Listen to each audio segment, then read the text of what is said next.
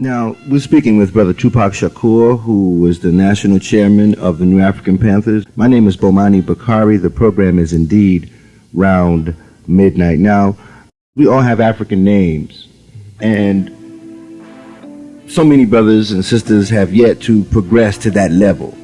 They may not understand that where they got their slave name from in the first place. Again, how important is it to embrace an African name? I'm a late arrival, I must confess. Perhaps your parents gave you an African name at birth. Is that not correct? Indeed. Now, how important, how difficult was that for you, being raised in the African American community with an African name when a lot of your friends are walking around with Harrys and Joes? And I believe that the New African Panthers are about serious freedom, really reaching out and embracing serious freedom. If you truly want serious freedom and serious liberation, and you want to have self-determination, how can you do that with the name that somebody else gave you? You know what I'm saying? The name from a person who didn't even respect you. You know, so when my mother gave me Tupac, I felt as though she literally liberated me at birth, cut the ties off me at birth, and set me free. You know, set me on the path to righteousness.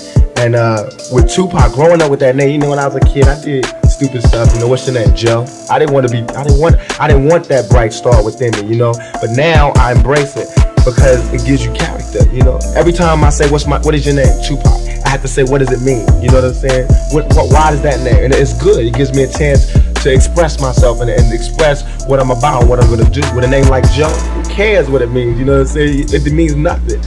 Joe Schmo, you know what I'm saying? So what it does actually is liberate you and lets everybody know that you're breaking those chains that this whole society has put on you when you came here. They gave you a wrong religion, your wrong name, wrong, you know, switched everything around and put you in a society. So basically, I think that I'm not trying to put anybody down. If your name is Joe, I'm sorry, but or if it was Joe. Yeah, if it was Joe. But on the strength, it should shock you. It should make you feel depressed, and it should make you feel bad inside walking around with some other person's name. You need to drop that and liberate yourself and really pick your name up, because they told you your name was stupid when you came here. That's a dumb sounding name. You know what I'm saying? And so now you okay, Joe, Jay. You know, so pick it up. You know what I'm saying? It's about that time. It's about that time.